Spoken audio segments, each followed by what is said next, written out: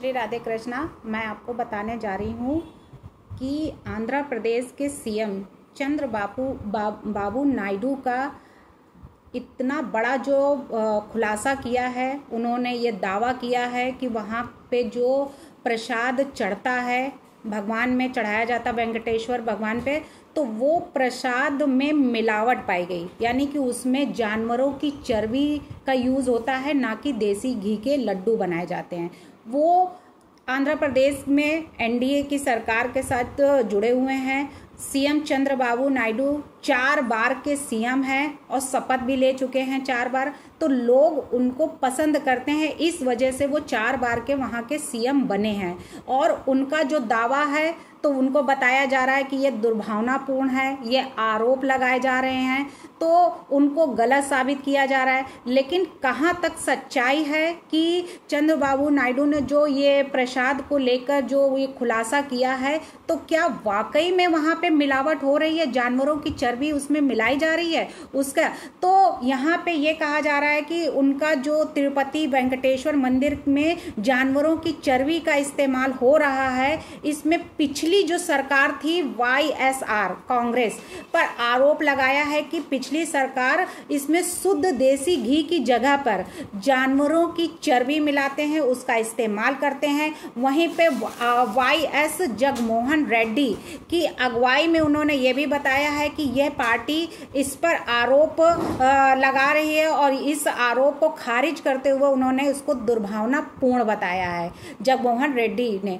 तो क्या वाकई में वाईएसआर का जवाब जो है बिल्कुल सही है? क्या उन्होंने जो कहा है बिल्कुल सही बात कही है? उधर उन्होंने इस मामले को पूरी तरीके से ये बताया है कि ये मामला वाईएसआर कांग्रेस के वरिष्ठ नेता राज्यसभा सांसद वाई सुब्बा रेड्डी ने नायडू पर तिरुपति बालाजी की पवित्रता को लेकर नुकसान पहुंचाया है, उसमें आरोप लगाया है। रेड्डी ने एक्स पर यह भी लिखा है कि क्या ये चंद्रबाबू नायडू ने जो ये पवित्रता पर करोड़ों हिंदुओं की आस्था को गंभीर चोट पहुंचाई है, गंभीर नुकसान पहुंचाया है।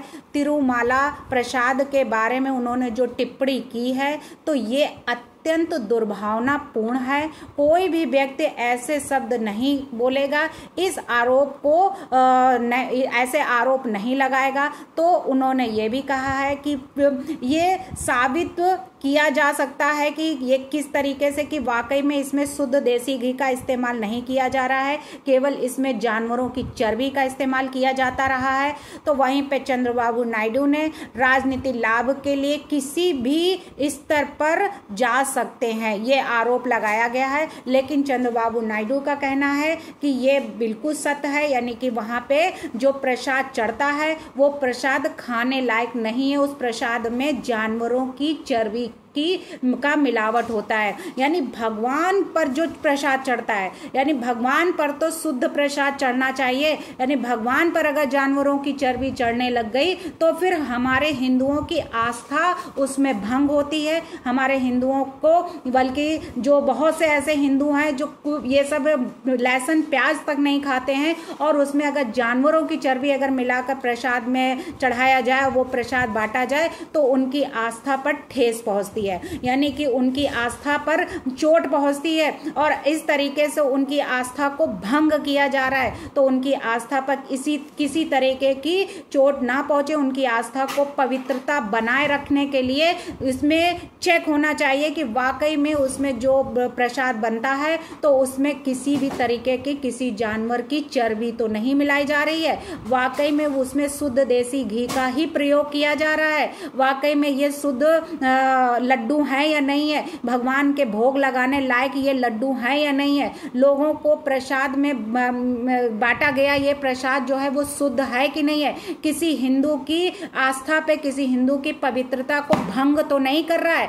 तो ये सारी जो है वो इसमें कमेटी बैठनी चाहिए और चेक करना चाहिए कि वाकई में चंद्रबाबू नायडू जो आंध्र प्रदेश के सीएम हैं तो उन्होंने ये बात जो खुलासा किया है तो वाकई में ये सत्य है या नहीं है, और जो वहाँ अपोजिट पार्टी बोल रही है कि ये हमारे ऊपर आरोप लगाए जा रहे हैं तो उनका भी खुलासा हो जाएगा। तो ये अब जो खाद्य और उपभोक्ता में जो फोरम में जाता है, खाद्य सामग्रियों की जो चेकिंग होती है, तो उससे खुलासा होने पर सारी दूध का दूध और पानी का पानी हो जाएगा कि सच्चाई किसमें कितनी है और किसमें कितना दम है। तो इसलिए किसी की आस्था को भंग मत कीजिए और अपनी आस्था को बनाए रखिए। धन्यवाद।